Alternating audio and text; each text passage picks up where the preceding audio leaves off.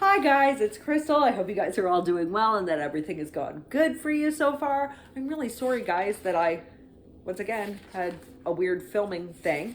But it was mostly just because I forgot it was March break, so my kids are home. You may hear them once in a while. You guys know my son and his video games. But regardless, I hope that you guys are having a good week and that everything's going well for you. If you're new to this channel, like I said, my name is Crystal. I do Canadian true crime or true crime with a Canadian twist from time to time. I also do international crimes. Probably in the next couple weeks, I will be taking a week off, guys, just so I can get the information ready for the American case. It's probably going to be a long one. So probably within the next couple weeks, we're going to be doing an American case. Trust me, I will get to other nations though as well. But for the most part, I do Canadian true crime. So if that sounds like something that you guys want to get behind, please hit the old like button. It really helps me out. Subscribe if you already haven't. Hit the notification bell. That might work, it might not. And leave me some comments. You guys already know, if you're returning subscribers, that I'm going to say it, particularly about this case, because this case is very interesting. If you do choose to leave comments though, guys, please, no hate. There's enough hate out there in the world. We're not here to attack each other. We're just here to talk. It drives me nuts sometimes when I see people attacking each other for having different opinions. Sometimes it's good to look into other people's opinions just to give yourself a different thought process. So we're just here to talk, guys. And of course, if you guys are returning subscribers, you guys already know how much I love you and how thankful I am that you guys choose to let me into your homes whenever I can put a video up. So today's case I actually learned about in the 90s. There was a TV show called Secrets of Forensic Science. It was like from 99 to 2000 or 2001. And it was pretty innovative for its time. Not only would it tell you about a crime, these are just little half-hour segments, but not only would it tell you about a crime, but it would tell you about the forensics used in the crime. And of course, in the late 90s, early 2000s, that's when we really started getting interested in all this stuff. We knew about DNA, but we were hearing more about it. So it's pretty interesting to watch. You can watch it on Prime right now if it does interest you. Although I will warn you, with regards to this case, they don't use everybody's real name. So today we are talking about Louise Ellis. Louise Ellis was born June 23rd of 1948 in Ottawa, Ontario. So today we're in Ottawa. She was the second of three kids, and from a very early age, she was artistically gifted. She loved all things art, guys. She was very good at drawing, writing. If it was an artistic thing, Louise was good at it. She was also described as a, quote, gifted writer, quote, very organized, and quote, not afraid of a risk if it led to personal growth, end quote. She also had a really vast love of children. She really did love children. She never had any of her own that I know of, but she was very close to them. She had a connection with kids. And at one point in time, she was actually able to put her two loves together, her love of art and her love of children together. And she got children in the Ottawa area from certain schools to help paint murals, as giving them something else to do and something creative to do as well. Written word was actually Louise's true passion though. She grew up to be not only a gifted writer, because she actually wrote an award-winning children's book. It's called Alpha Vegetable. I believe you can still find it. I did look for it, guys, but I didn't find it. But my kids actually knew about this book. So she actually wrote that, and it was an award-winning book. I believe she also illustrated it as well, because she was also very good at illustrating things. So not only a writer, also an illustrator. But she also worked as a freelance journalist, and she would work freelance. So she would work for different newspapers. However, she always helped with the Canada National Post, as far as I know, the Canada Post annual yearbook. I don't know if they still do that, guys, but they did at this point in time. She did a lot of work for that, as well as working for Canada Geographic. She actually worked for them too. So 1992 was kind of a big year for Canadian law. I think David Milgard was in the news, or I think I just gave it away. I think Guy Palmerin was in the news at that point in time. You can watch the Christine Jessup video, guys. Every once in a while, stuff gets muddled in my head, if you'll remember. But at this point in time, we were focusing on David Milgard, and the Supreme Court was holding a series of hearings to see if there was enough evidence to show that David Milgard was wrongfully convicted or if there were errors in his trial. Now, at this point in time, David Milgard had been in prison for quite some time. If you guys, we're going to talk a little bit about David Milgard today, guys, but the story isn't just devoted to him. I'm sorry. We will cover David Milgard. It's a really big case, guys, but at this point in time, I'm just going to give you the bare bones of it. So David Milgard was 16 years old in 1969. This was January 31st of 1969. He and some friends were on a cross-Canada road trip. He's also been described as a drifter, though, guys. They were just kids, and they were driving around Canada. They ended up in Saskatoon, Saskatchewan, on the 31st. It may have been the 30th that they actually arrived there. And there are some reports that say they were also going to go to a concert. They met up with a third friend. Now, David knew two of them really well, but he didn't know the one friend as well. Regardless, somehow David Milgard was accused of the murder of, I believe she was 21, guys, but don't quote me on that. We're going to look a little bit into that more, of 21-year-old nursing student Gail Miller. He was accused of murdering her. In 1970, at 17 years old, he went on trial and he was convicted of it.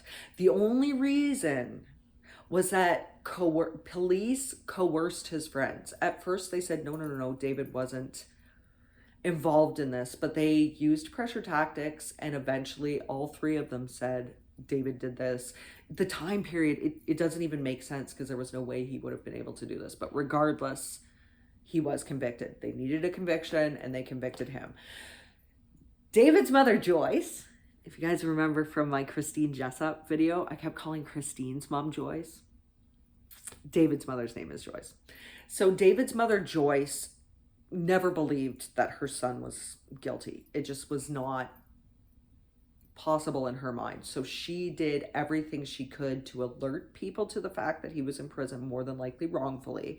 And she moved through as many governing bodies as she possibly could, with petitions, with new case evidence, with new reports. She did everything, like everything. This woman was almost like a lawyer without being a lawyer, to get her son out of prison, or at least have his case looked at. So like I said, in 1992 and 1993, it seems like it was about a year, the Supreme Court finally was having these hearings to see if David deserved either another trial or to be let out, to see if he was wrongfully convicted. And at this point in time, all three of those witnesses had recanted their story and had talked about police coercion. So they had quite a few people that were coming up and defending David at this point in time.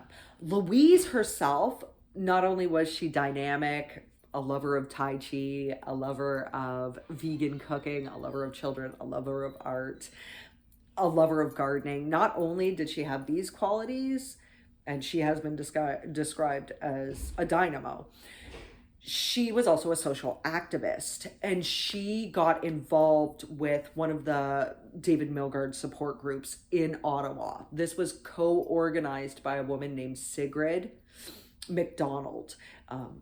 You'll hear her name again, so that's why I'm bringing it up. And Sigrid met Louise through this. She also had a chance to meet the other person we're going to be talking about through this. She describes the two of them as what would be like friendly acquaintances. They worked together in the support group, so to speak. They weren't like really, really super good friends. They didn't hang out a lot, but they did hang out some, especially through the group. And Sigrid said that one of the reasons why Louise was so interested in the case was because she wanted to write a book on David Milgard. And as such, of course, not only was she going to all these hearings to show support, but to also gather information. At some point in time in 1993, a man took the stand, and this man's name is Brett Morgan. So Brett Morgan has been described as a jailhouse snitch. And Louise took one look at him. I believe she was attracted to him, but she also thought that he was brave and courageous for going up and giving testimony. We know what happens to jailhouse snitches, guys. Snitches get stitches, right? So she thought he was very brave and courageous to go up there and state these things, and he didn't want anything in return. He just wanted to tell the truth. He thought that David Milgard had been railroaded. How would Brett know any of this? At some point in time, Brett and a man named Larry Fisher, who had an extensive criminal record, were cellmates. And he said that Larry Fisher told him that he had raped and murdered a woman in 1969 and that someone else was doing time for it. It was almost like he was telling him that's the easiest way to get away with a crime, but regardless, I believe he also told him the names of the people involved, and this is how Brett was able to put two and two together. So he went up and testified that Larry Fisher had told him this. And there were already eyes on Larry Fisher, but let's just say, and I believe it was 95, once again, when we talk about David Milgard, I'll go more into that, Larry Fisher was identified as the person that left the DNA on Gail Miller's body. So he was identified as the killer. Regardless, Brett took the stand, and of course, Louise found him very honest, very truthful, very courageous, very brave. And she wanted to tell him so. So after he testified, she met him at the courthouse and they got to talking. Somehow, this grew into a correspondence very fast, and this charming Brett, charming, truthful, courageous Brett, and Louise fell in love.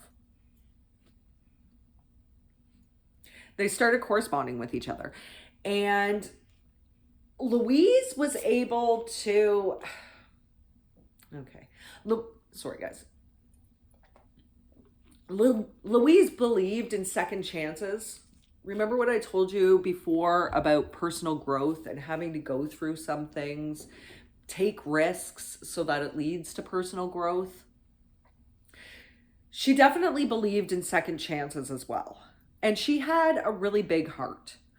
And Brett was very charming, guys. Very, very charming. And he seemed like a nice and a good guy. He seemed like he was sorry for what he did. He seemed like he had been reformed. Through her love, he was reformed. So she actually hired lawyers and was able to get him out of prison 2 years early. Now, at the point in time that Brett was in prison, he was on a 10-year stretch. We'll get into it, trust me. And Louise was able to use her money, use her influences, and get a judge and I would say probably a parole board to see that Brett was not a threat, that he was reformed, and as such, he was let out of prison in 1994, 2 years early. From that time, in 1994, the two of them moved in together and were established. Of course, sometime when Brett was in prison, the two of them were able to have themselves declared common law. Of course, conjugal visits, sweet, sweet loving, right? And I'm sure Brett hadn't seen a woman in quite some time. So regardless, they got themselves declared common law. This also looked good to a parole board, to a judge. It looked good to them. He has a place to go. He has a good woman behind him who is saying that he is reformed. He took the stand at David Milgard's trial, without any reward to himself, so to speak, things of that nature. So all of this looked really good. Yes, he would still be on parole, okay, for a little bit, but all of these things together made him look really good to a parole board.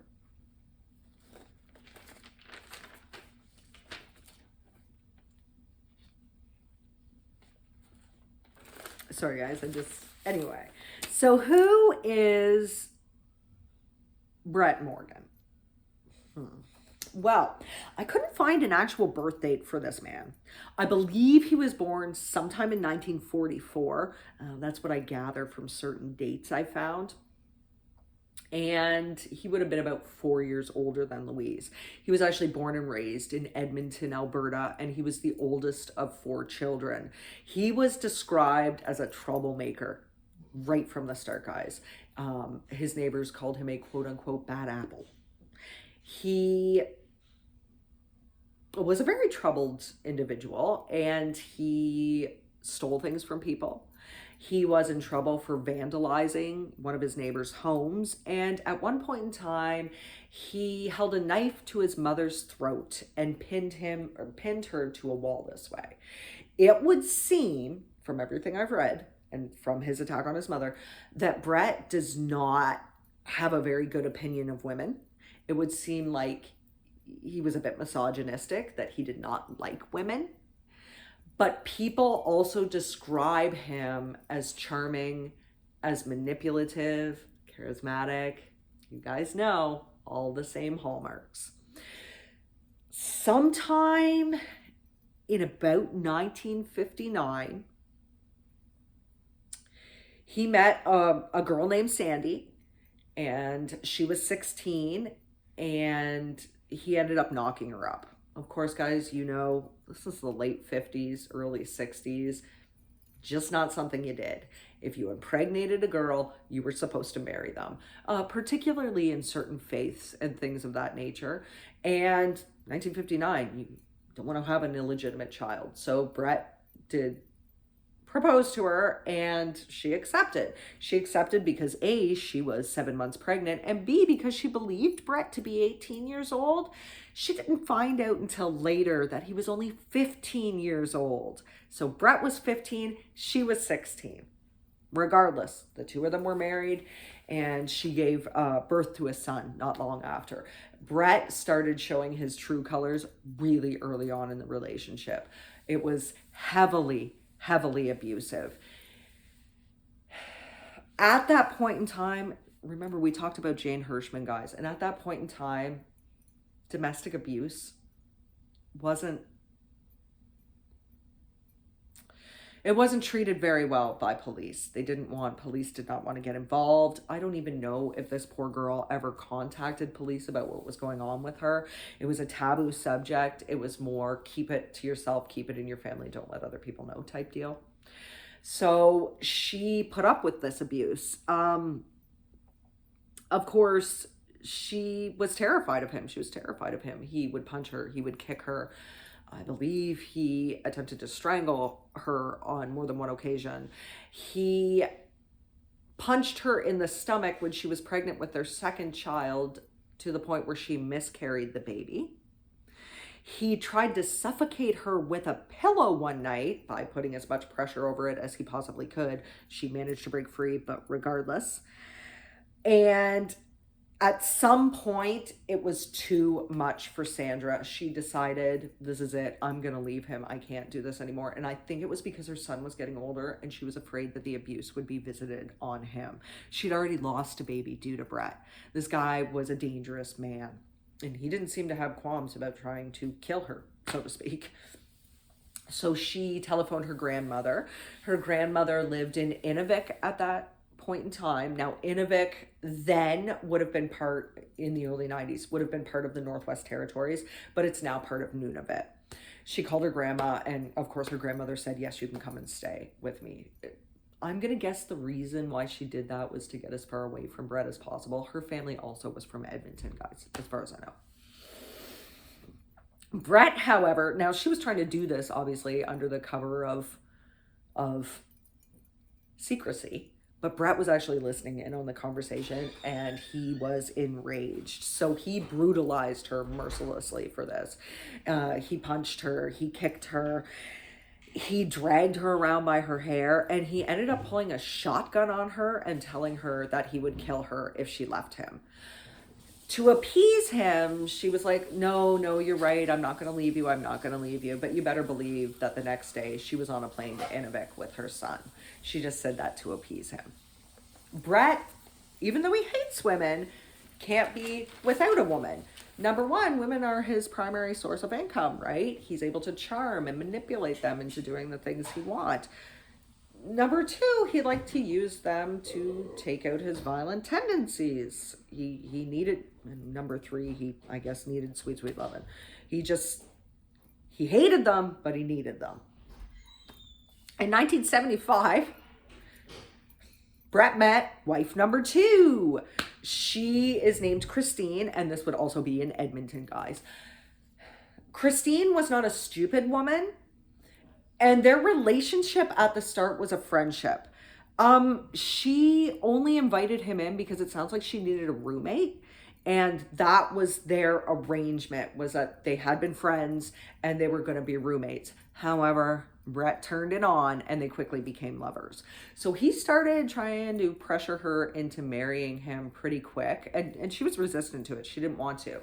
Then he gave her this story that he had had an aunt who died and he was expecting a large inheritance from her. However, the inheritance was left to Brett and his wife. So the only way he could get it was if he had a wife, so to speak. And he told Christine he'd share the inheritance with her. But if Christine didn't marry him, then the other part of the inheritance would go to his ex-wife, Sandra. It doesn't make a lot of sense to me. You need to have a wife, so... I mean, you have a wife, so... You had a wife, so the money should have gone to you anyway. Regardless. Christine still didn't agree to this, but eventually Brett was able to wear her down and entice her into thinking this was a good idea. Now, the two of them were not married for very long because within months, the landlord called Christine up and told her that Brett had not been paying the rent on the home. This made her livid. And coupled with the fact that he didn't want to work and all the other weird things about him, she was not a stupid woman. She said this was the last straw. She didn't want to be married to him anymore. And also, where's the inheritance? That never showed up either, right? There was no inheritance. It was just a way to manipulate her into marrying him. But regardless, she's questioning that too. Now, last straw. So they were driving home from St. Albert to Edmonton. And this would be about a 25-minute trip thereabouts when she decided to tell him it was over. Oh my God. This is when Brett Morgan snapped. Before then, because their relationship had not been very long, he was not physically abusive to her. And I don't think she would be the type of woman that would allow that, so to speak. Like, I think if he tried to hit her, that would have been end straw for her. She was just not a woman that could be as easily manipulated. She was also not a naive 16-year-old girl, right? Regardless, he snapped and she saw his true colors. He pulled the car over and started choking her. He said things like this, quote, "If I can't have you, no one will," end quote. Quote, "You effing B, I'm going to kill you," end quote. And quote, "Nobody leaves Brett Morgan," end quote. He was saying to these things to her as he was choking her. But Christine was able to get out of the car, and thank God she did, because the road that they were on was actually closed at that time due to an accident, and the RCMP were there. So she was able, he did this in front of the RCMP, guys. He was attacking her knowing that the RCMP were on the road. So she was able to go to them, obviously, and they divorced quickly afterwards. She was still so afraid of him, though, that she and her mother moved to Florida for a while. It was a little bit before she felt that she could return to Edmonton. Edmonton's where her life was, right? That's where she was raised. That's where her family is. I know her mother went with her, but her mother also had family there. They had obligations. She said that for the rest of the time that she lived in Edmonton, though, she was afraid of him. She lived in fear of him. So the 10-year sentence that Brett was in prison for, well, that had to do with the fact that he was in prison for manslaughter. And why was he in prison for manslaughter? Because he strangled a 21-year-old woman in her own hotel room, and her name was Gwen Telford. He did this on November 3rd of 1978. Poor Gwen. She did not get any justice. And one of the reasons for it, and you can even see in newspaper articles and online articles, some people just refer to her as a prostitute. Well, she was a prostitute, it didn't matter. You know how the police felt at that point in time, and somewhat to this point in time too. If a person wasn't good, middle class, upstanding, they didn't really want to deal with things. And because she was a sex worker at that point in time, some of the attitudes of the police force was that she deserved it. She shouldn't have been doing things so dangerously. But the fact that they don't even give her name, the fact, like a lot of publications leave it out, all of it just disgusts me. I'm sorry, guys. She deserved better than that. She deserved better than what happened to her.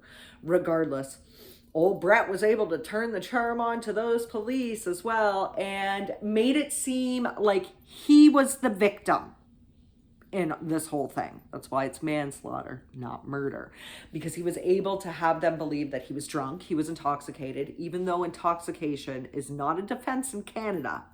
He was able to tell them he was so drunk, he blacked out, and he had no idea what he was doing. I think he told them when he came to, he was strangling her, she was already, or he had his hands around her throat, and she was dead. Something of that nature. So he only got 10 years for manslaughter. So this was the man, this was the woman, this was the man that Louise Ellis believed had been reformed. This was the man that Louise Ellis believed deserved a second chance. However, Louise only knew what she was told by him, that he was the victim in all these things. You know, you just came off of a wrongful conviction case. People could have been wrong about me too. I'm reformed. I'm not that person I was, type deal. You know what I mean? The fact that he helped get somebody out of prison that was wrongfully convicted, well, he wasn't, just, anyway, regardless, keep holding on to your seats, guys. So in reality, really, the only reason why it seems like he hooked up with Louise was he saw connections. Through David Milgard's case, he figured, yeah, he told the police he didn't want anything in return for testifying, but he figured he could somehow get some time off of his sentence, number one. And number two, through Louise and her connections, maybe he could get out of prison faster, if you will. He hated being in prison. And of course, she was able to, right? She hired lawyers. She got him out on her dime. And he saw that too. This is a woman who's successful. This is a woman who has money. This is a woman who has her own home, a woman with access to things. Brett's perfect mark, and she had a big heart. She believed in people, and he was able to manipulate that. Also, she gave him companionship, you know, sweet, sweet loving. So when he got out of prison, of course, they went and lived together. Now, I've heard two different stories, so I'm not quite sure which is true, guys. I've heard that she actually bought him his own company, his own construction company. I'm not completely sure, but I've also heard that she bought him a truck to start his own construction company. Regardless, it sounds like she bought him the truck, I believe, but regardless, it doesn't matter. He didn't work anyway. I mean, that was all for naught as well. So you have the two of them living together. And this is all taking place, of course, in Ottawa, Ontario, guys. I really don't know when Brett ended up in Ottawa. It may have been that he was just transferred to Kingston Penitentiary, right? It may have just been that that's where he ended up, and Louise lived in Ottawa, so he could too. So I'm sure you already know a little bit about Ottawa, guys. We got to talk about it a little bit. I'm sure you already know, guys, that Ottawa is the capital of Canada. All of our parliament buildings are there. The Canadian Mint is there. That's where our federal government talks about all the big issues and makes all the big decisions. That's where they are. And Ottawa itself is right across both the Gatineau River and, oh gosh, I didn't write it down. I'm sorry, guys. Another river. They're right across from the canal. The Ottawa River, Gatineau River and the Ottawa River, sorry guys, is right across from Quebec. Ottawa's here, Quebec's right here. I visited Ottawa when I was a kid, and I remember going across to Hull, Quebec. So they're not very far apart at all. The population is about 994,000, give or take. So it's not even at a million people. It's about, I believe it's the fourth largest city in all of Canada, though.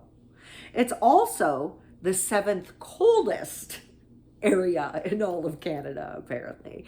And Ottawa was chosen by Queen Victoria herself to be Canada's capital. Remember, I told you before, at first they wanted to go with London. Actually, at first they may have wanted to go, yeah, you guys know the story, but Ottawa was chosen as Canada's capital. It's well known for its winter sports, guys. I'm sure you could picture this. I believe they take part in some parts of Carnival as well. But the Rideau Canal, right? It becomes like a giant ice ring. You can skate to and from work. You can skate to whatever hobbies you are. You know, they're big on skiing. They're big on all of that stuff. So it's very well known for that, particularly the skating on the Rideau Canal. It's also known for its many museums and its Indigenous artwork that hangs in the museums. And it's actually one of the places in Canada where a lot of younger people are going to. We've talked about retirement communities. Technically speaking, the area I live in could be considered a retirement community, but this is more like an up and coming place for kids. So approximately 2 months after they moved in together, after he was let out and they moved in together, Louise started journaling. And what did she start journaling about? Now, she may have always kept journals before, but she was keeping a journal specifically about the abuse that Brett was heaping on her. These included physical fights, and this is only after 2 months, guys. Just imagine, only after 2 months. So, physical fights, an incident where he dumped beer all over her head, and another time where he actually punched the bathroom door and left like a hole in it.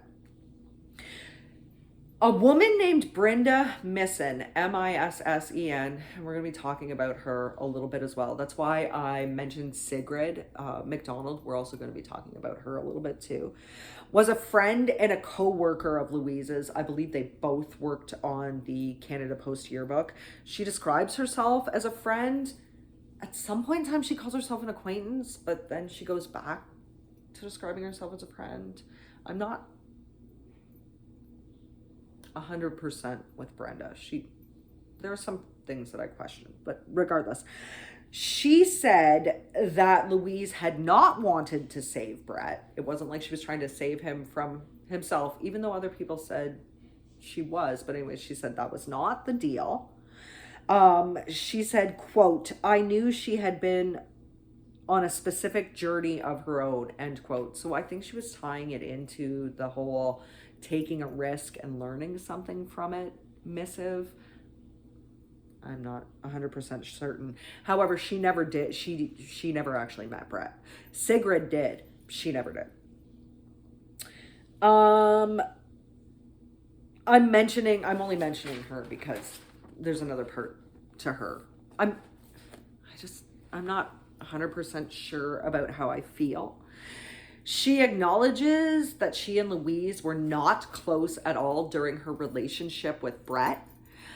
She said that Louise had become somewhat negative that fall. She was sounding more and more negative. Yeah, you're getting abused. Your whole paradigm, your whole existence had shifted if you've not been abused before, and suddenly you're questioning why. What is going on? How did this man go from the man I love to this man who wants to hurt me? And instead of being a friend and wanting to listen to her, she actually drew away from her and said she, quote, shut down, end quote, the friendship side of their relationship. Everything was just more business oriented at that point in time. Now, maybe, to be fair, maybe something had happened to Brenda in her past. Maybe she was triggered by abuse. Maybe she couldn't handle hearing stories about that or knowing that her friends have gone through that. I really don't know. But for the last 4 or 5 months, let's just say from the fall, winter, she was not close to Louise. But regardless, So Sigrid McDonald, like I said before, did meet Brett, and she said she could see how Louise could easily be charmed by him. He was really conniving. However, Sigrid knew about the manslaughter charge, and that's why she was wary of him. She just did not trust him, but she did meet him, and she did say he was a very charming man. At some point, and this would be in December, it would seem like in December of 1994, so literally they've only lived together for months. Brett and Louise decided to live apart, let's just say, okay? According to Brett, this was December of 1994, okay? So according to Brett, the two of them were not breaking up. They were still very much together. They just needed some space to work on their relationship. So not together in the same house. They needed to like date and each other. And live apart so they could work on their own issues and the relationship as well. However, according to friends of Louise's, she told them about the abuse and that she wanted to leave Brett. She didn't want to be with him anymore. She wanted him out of their house. She needed him to leave. Now, Morgan moved into a basement apartment in January of 1995, but by February of 1995, he was kicked out. The above apartment had been broken into, and I'm pretty sure that the landlords kind of figured out it was Brett. Regardless, at this point in time, Brett has no place to go. So Louise, having a big heart, invites him to come and live with her.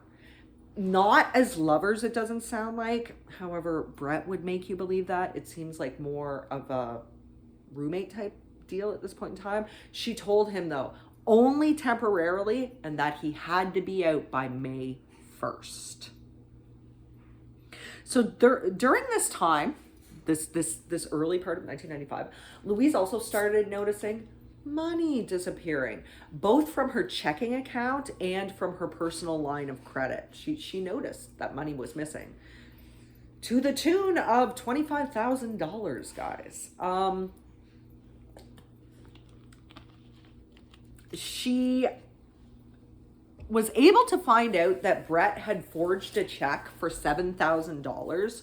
I believe it was from her personal line of credit in January of 95, and that he had also forged another one in February for, I believe, another $7,000. And these were off of her personal line of credit. And he was stealing money from the line of credit, but also from the checking account. I believe he had access to her bank accounts, guys. I believe, but don't quote me.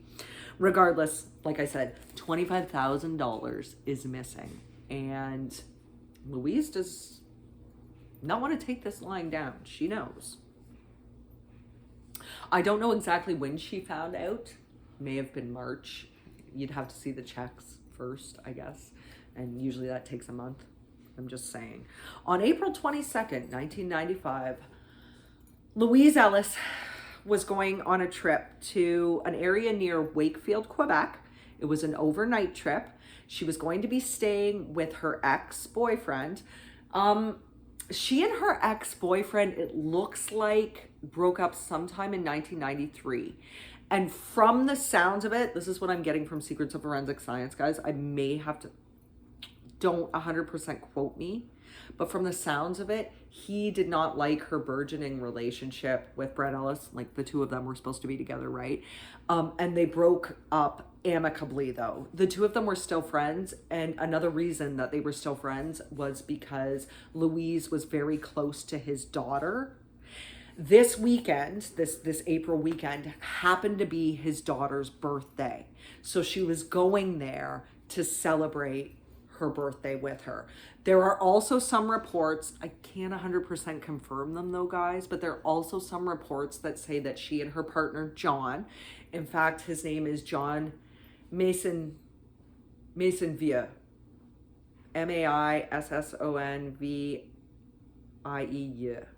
IEU. Sorry, guys. Just give me a few minutes and I'll make sure that we're saying the right name.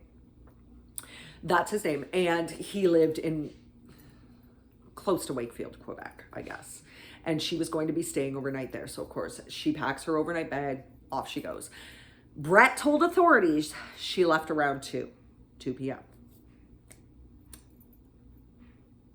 And then she vanished into thin air.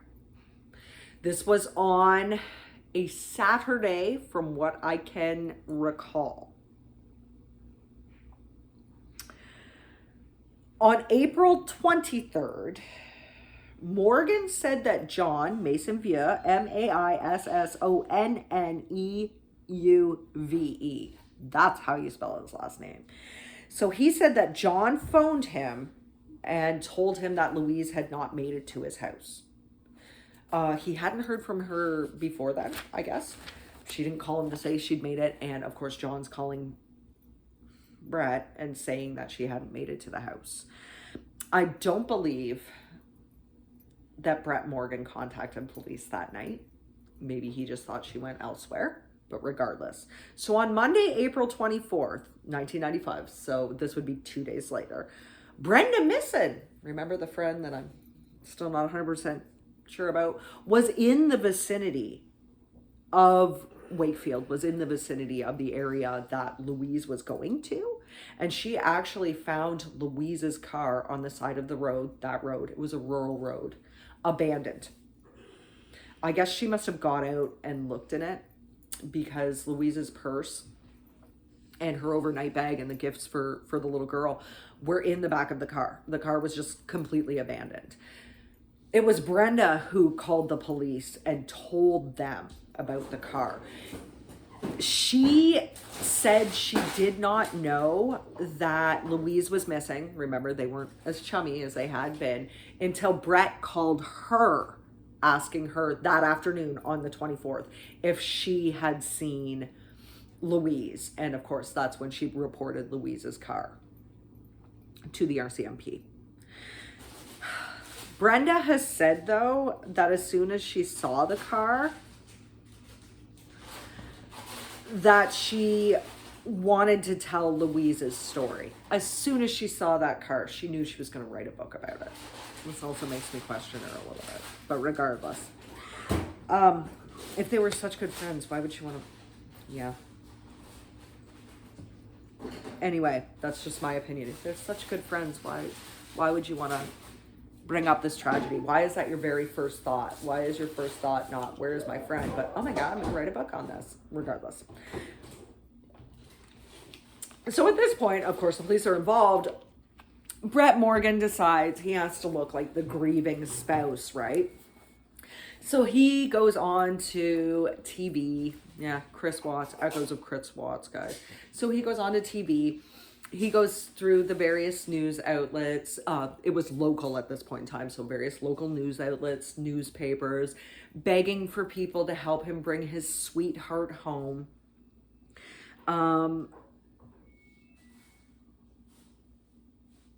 He actually said, quote, "She's my sweetheart. She wouldn't give up on me, and I'm not going to give up on her," end quote. "Please help me bring her home." And he organized search parties and put out flyers, handed things out, just trying to get people to focus, trying to get attention on Louise's case. But of course, nothing occurred. Like I said, it very much appeared that Louise had just vanished into thin air. However, conveniently, about a month after Louise disappeared, Brett Morgan tried to access her estate. Because he was her common-law husband and she hadn't changed any of the paperwork, he could apply for it, let's just say. He was the sole beneficiary. And he needed that money. He wanted that money. Now, in the car itself, once again, like I said, police found her bank card, and this is the only bank card she had, because ATMs, this is 1994, 1995, so not everybody used a bank card at that point in time. We didn't have debit and stuff like that.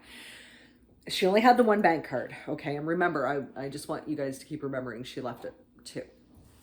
Okay, 2. So they found her bank card, they found her wallet, they found her purse, they found her keys, as far as I can recall. They found the birthday gifts, the overnight bag. She literally, it just looked like she had vanished into thin air. There was nothing wrong with the car. It had not been involved in an accident. There were no scratches, nothing on it. It was pristine looking. It was in good working condition. There was nothing mechanically wrong with it. It ran great.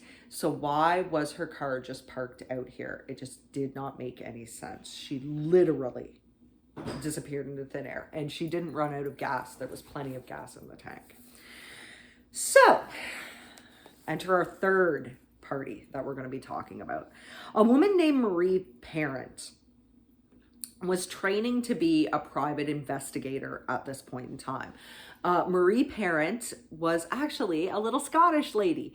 She ran a bed and breakfast in Glasgow. I think it was Glasgow, Scotland, and came over to Canada.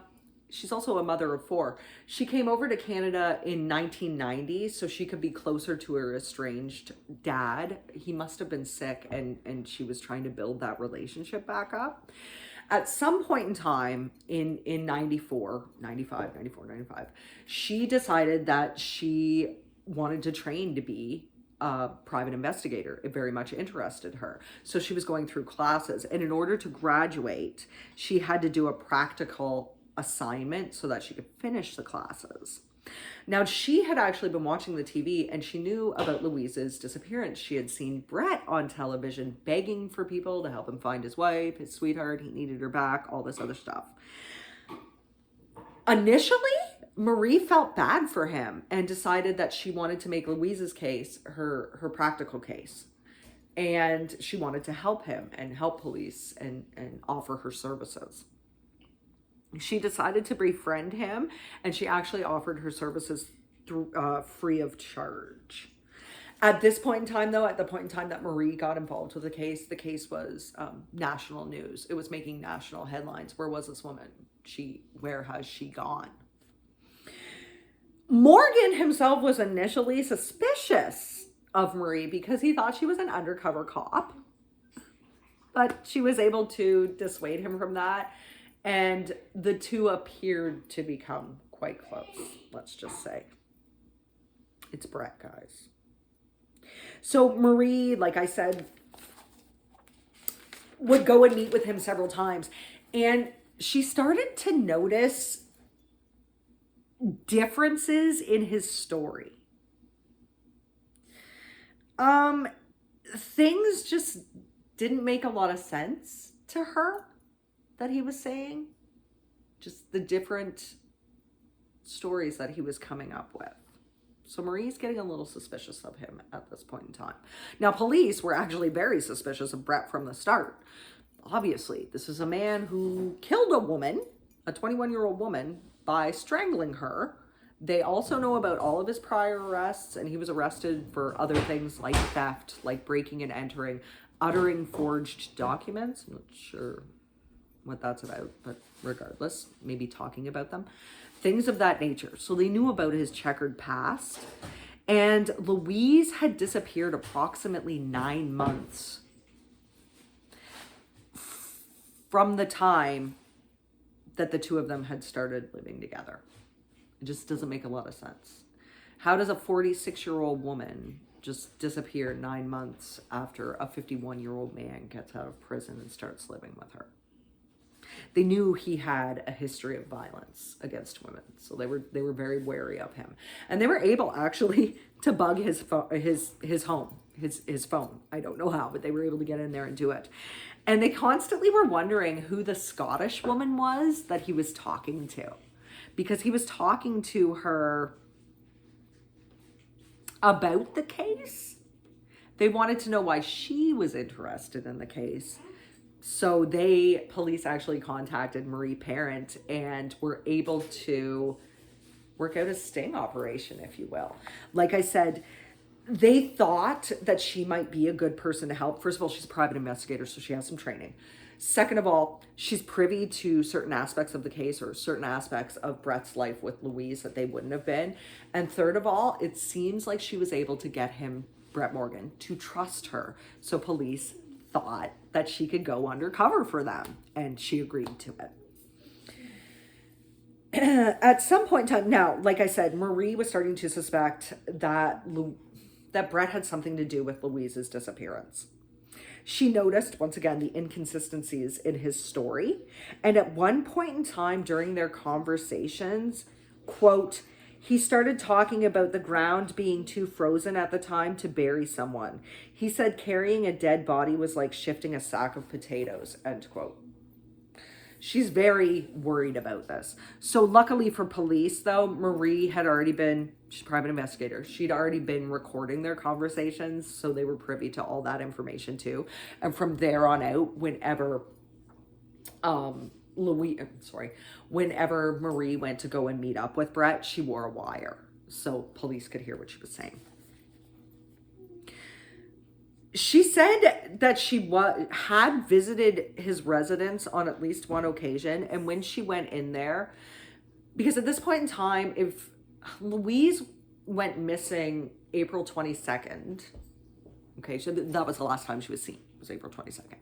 If she went missing on April 22nd, it was only a couple months later, like May and June, a month and a half later, there were absolutely no female hygiene products whatsoever in the bathroom. It was all male. There was no like makeup bag. There was no little toiletries, no face cream, nothing like that. And that struck her as odd.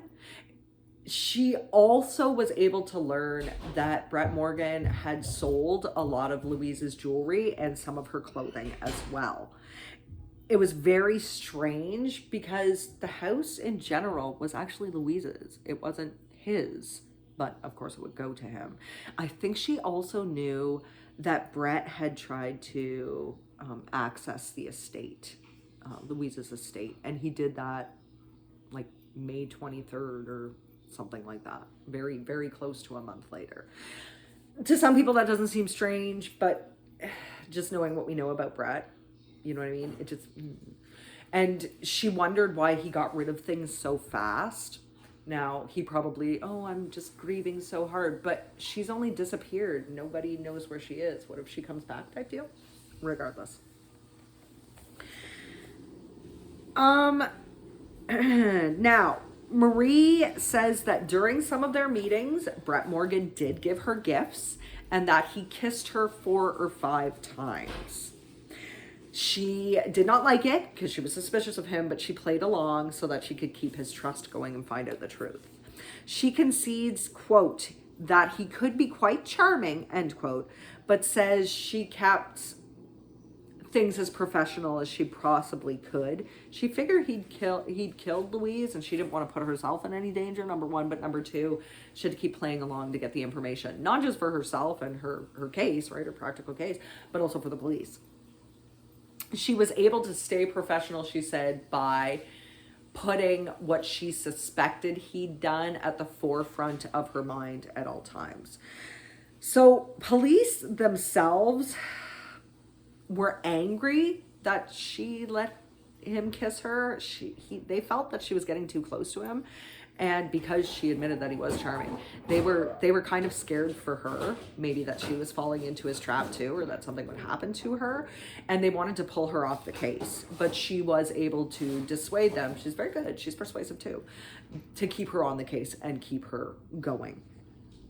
She wasn't falling for Morgan, but she went along with what he did to get more information. So on June 24th of 1995, so if you're keeping track, this is about 2 months after Louise has vanished, Marie and Brett, quote, went looking, end quote, and I think this was at Brett's urging, for Ellis in the Gatineau Hills area in Quebec. Because remember, she went missing on her way to Quebec and her car was found in Quebec. Specifically, this was an area specifically near John Maisonvieux's house. This was because Brett claimed he thought that John had something to do with Louise's disappearance. Oh, they're exes, and mine and Louise's relationship was so good, and you know, he must have had something to do with it. Maybe he had some vendetta against her. Maybe it was almost like he was telling people that John lured her out there so he could kill her type thing. He was very much casting aspersions, let's just say, on John. And of course the car was actually found near John's home. So it, I guess, made sense to them to look in that area. So John lived in an area called Masham, Quebec. And Masham, Quebec is approximately 37 minutes away from Ottawa.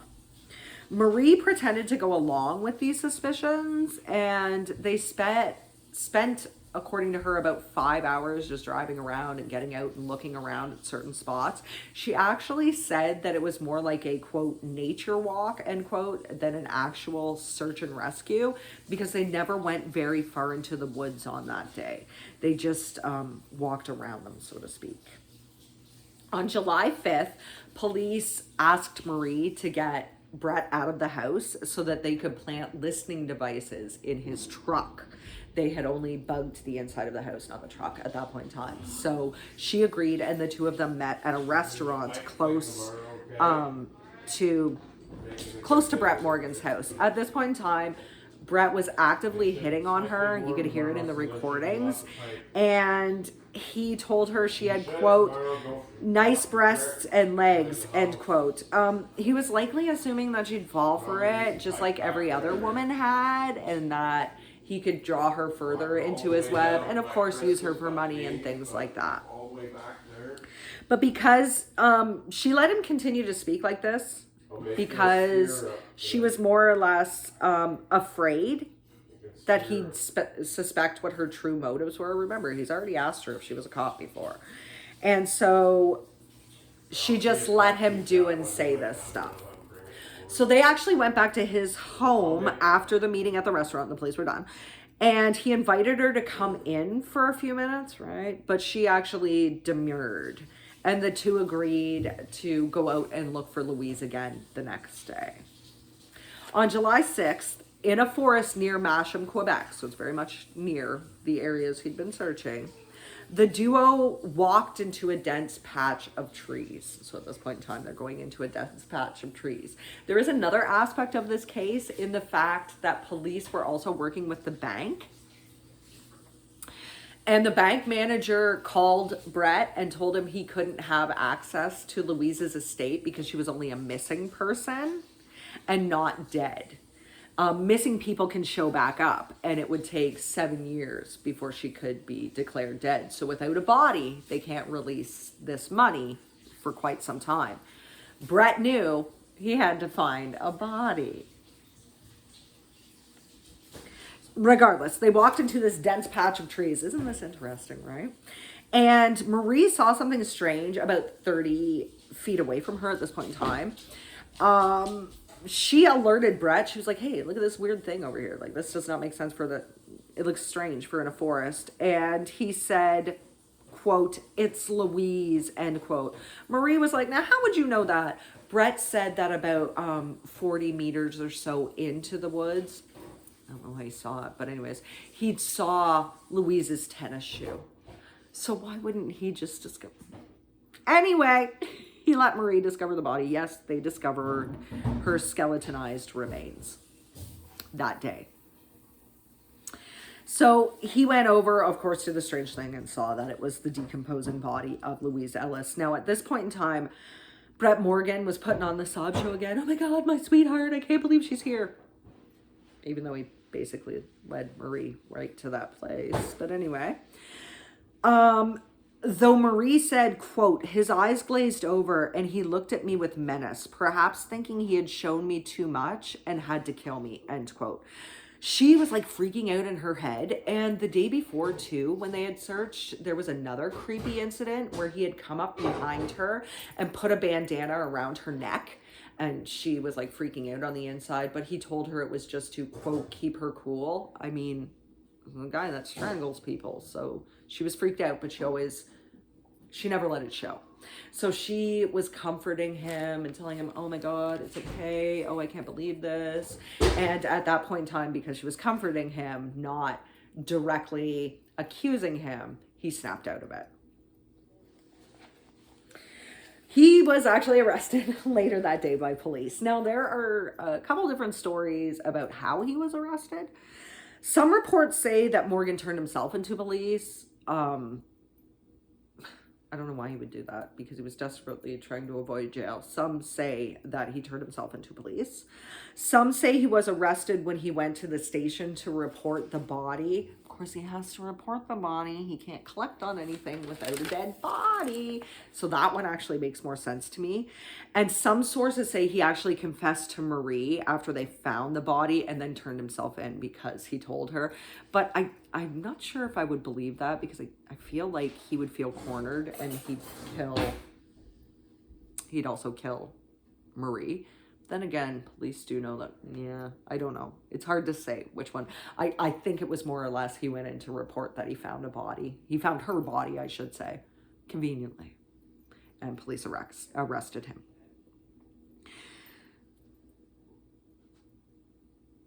Apparently, police, just as a side note, actually gave Marie $4,600 for all the work she did, and she was outraged by it.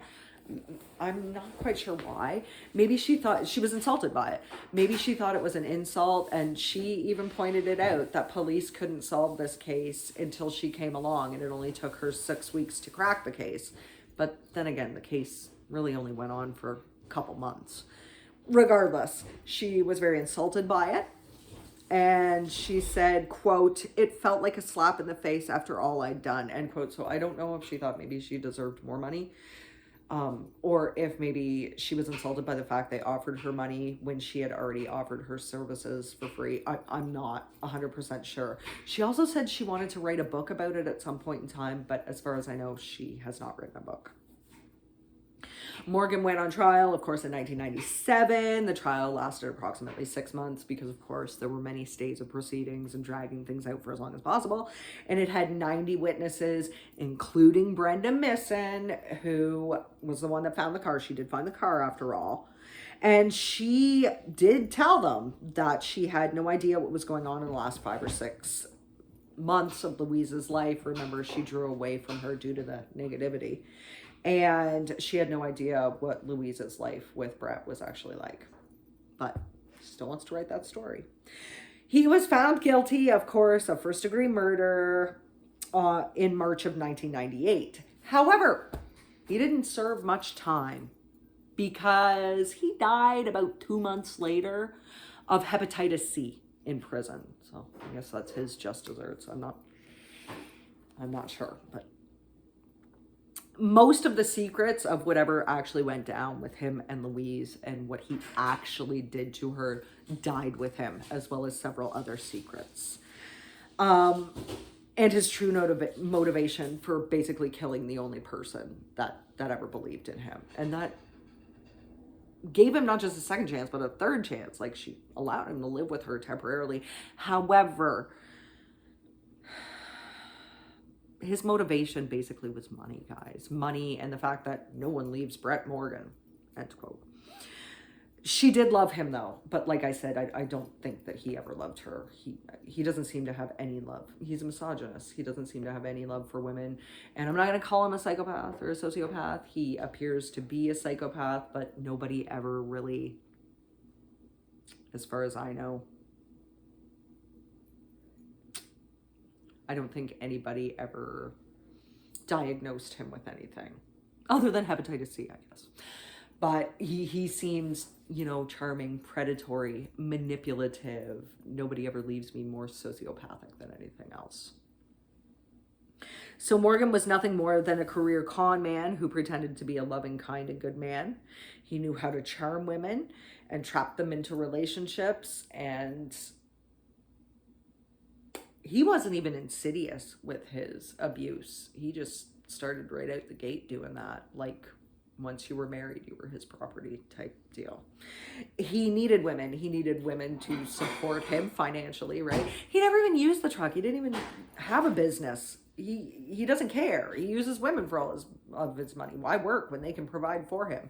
He uses them for a place to live. He uses them for inheritances. He uses them for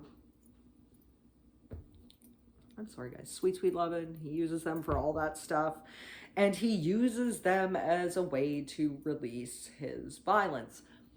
I believe he saw women as more vulnerable. I don't think Brett Morgan was ever really involved in his adult life anyway with actual fights with men, because he felt more comfortable fighting with a woman. He felt he could use his brute strength on them to get what he wanted from them. He just, it makes me so mad. But they do recognize Louise in Ottawa. She is one of the names that, I believe it's a specific rock, and her name is written on there as well, because she was also domestically abused. We don't know a lot about that, only what she wrote in her journals, because yes, she told friends that he was abusive, but she didn't confide too much about what he had done. So what really happened to Louise? This is what investigators actually believe happened to her. They believe that on that day, Louise confronted him about the money, or close to that day, she confronted him about the missing money, and she was going to go to authorities. Now, first of all, nobody leaves Brett Morgan, right? She was leaving, and that made him mad, and she may have been in the midst of rekindling a relationship. Nobody does that to Brett Morgan either. But also, she'd report him to police, the theft to police, and he would be right back in prison. Violation of parole, right back in prison, serving out his time and then some. And he just could not have this happen.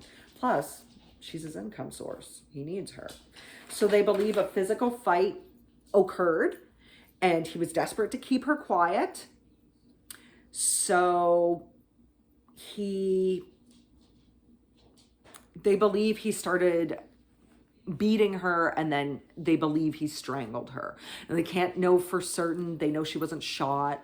They know she wasn't stabbed. There was no markings like that. As far as I know, when I watched The Secrets of Forensic Science, they couldn't find her hyoid bones, so they couldn't tell if she had been strangled. Hyoid bones don't always break when you are strangled, so she could have been smothered or suffocated as well. But they also believe that when Louise was being attacked, she was being attacked in the bathroom, and that she grabbed the shower curtain as he was dragging her down and ripped it down, because the shower curtain was also missing from the bathroom. They believe Brett wrapped her body in the shower curtain and loaded it into her car, and then drove to that area, Masham, Quebec, Wakefield, Quebec, drove to that area, abandoned the car on the side of the road to set up John Mason View, and then actually biked back to Ottawa. And it would take something, I wrote it down, it would be like 2 hours and 2.5 hours almost, 2 hours and 15 minutes it would have taken him to bike back to Ottawa. Regardless, the reason why he left the car where it is was because John Masonville had a lot of property. He had like a large property.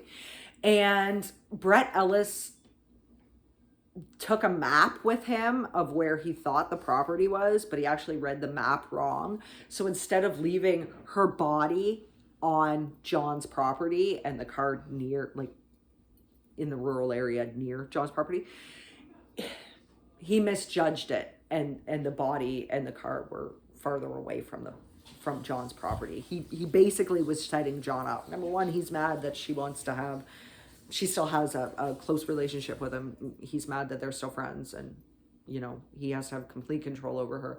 Number two, he just doesn't like the guy. Number three, what better way to do things than to set up the jealous ex-boyfriend?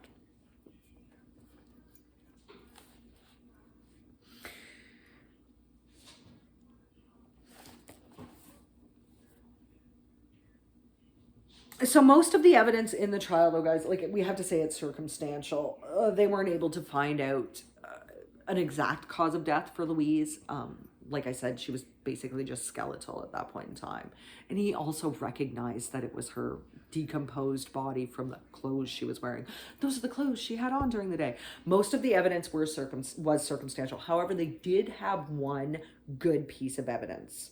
So remember how I told you that Louise's bank card was found in her wallet? and that she left at 2 p.m. Brett said that she had taken out money, or he had taken out money, sorry, from with her bank card before she left, right? She left at 2. However, when they went back and checked the ATM timestamps, etc., they noticed that he'd used the card, or the card had been used, at 3. Louise is already on the road. In fact, Louise at this point in time should have already been in the Wakefield area, right? It only takes 37 minutes. How was she using her card in Ottawa, and how also was she using it when she had disappeared? It didn't make any sense. So police believe that Brett kept her card. Then he used it, and then, of course, dumped everything to get... He probably needed to pull money out to get certain items. Anyway. Pulled the money out, and then went back and left the card there. That he planted the card there. He basically planted the card in her wallet, so it would seem like nothing had happened. So it seemed like he wasn't involved, but regardless. So Brett Morgan, oh God, this is just the part, I can't believe it, who testified at David Milgard's Supreme Court hearing to the fact that David Milgard was wrongfully convicted. He's also been convicted and had people believing that he had changed and was reformed. I think he was actually going to try to press for a wrongful conviction, but he couldn't because they knew. So this man, this career con man, who did one good thing in his life, which, like I said, might not have been that way, because according to certain documents, and I tried really hard to find them again, guys. It was like 3 or 4 years ago that I read this. They say that the judge didn't actually believe Brett Morgan. Brett Morgan was known to be a jailhouse snitch, and that they felt that his testimony he cobbled together from what he read in newspapers and saw on TV. I can't verify that though, guys, so I might be wrong. So this guy who actually, I wouldn't say was instrumental, but who took part in these Supreme Court hearings, then goes on to kill the person he met there. Crazy. He met her there. Yeah. He was actually just a wolf in sheep clothing, guys. He was nothing more than just a cold-blooded killer. Police have also named Morgan as a suspect in 2 further unsolved murders from the 1970s, and these were both in Alberta. They believe he killed a man named Roland Wagstaff, and this was during a robbery at a jewelry store in October of 1978. Edmonton police, I think this is actually coming from Ontario though, Edmonton police have declined to comment on if he was ever a suspect or not. He's dead, so maybe... I don't know why they declined to comment on that. They just don't want to. The 30-year rule. Well, no, the 30-year rule, it might be because of that, guys. Because it wouldn't be a couple years from now before it's been 30 years. They also suspect he murdered a woman named, she wasn't even a woman, a teenager named Marie Goudreau. She was 17 years old, and she was murdered in 1976 in Devon, Alberta. There are some similarities between her case and Louise's, specifically that Marie's car was also found abandoned in a rural area, and her body was found in close proximity to the abandoned car. So that's it, guys. That is the case of Brett Ellis. What do you think? Do you think he is involved in more murders? Do you think we'll ever find out how many people he may have killed? I mean, if he killed in the 70s, I'm going to assume DNA was around. What do you guys make of the fact that he testified at the David Milgard trial and then was set free from prison only to murder the one person that believed in him? Well, she didn't believe in him so much towards the end, but what do you make of this guy? What do you make of him? Do you believe that he's involved in other murders? Are there any of you that you know of that he may have been involved in? It's a story that resonates every day. You know, we don't talk enough about domestic violence and how it can happen, and there are men that are murdered by women too. It's not just women that get murdered by men, but it needs to be highlighted more. And Louise Ellis's case is not a case that's talked about very often. This man, charmed and manipulated, immediately turned abusive, and when she tried to get out, he killed her. And that's usually when they do it, is when a person is trying to leave. Brett Ellis was 51 when he killed Louise Ellis, who was 46.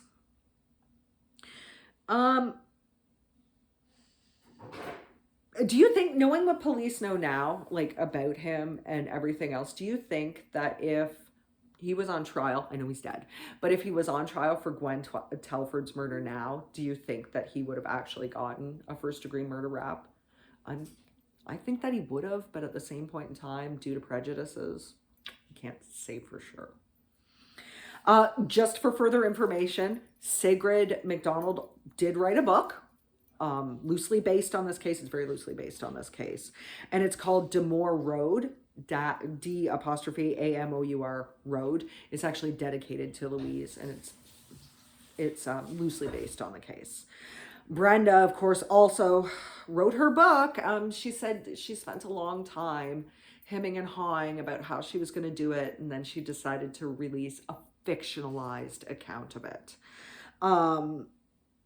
Her story is called, quote, "Tell Anna She's Safe," end quote. I don't know about her, guys. Just, that's your first thought? I need to write a book about this? About a friend you yourself said you hadn't spoken to on a friendship level in quite some time because she was getting too negative. Regardless.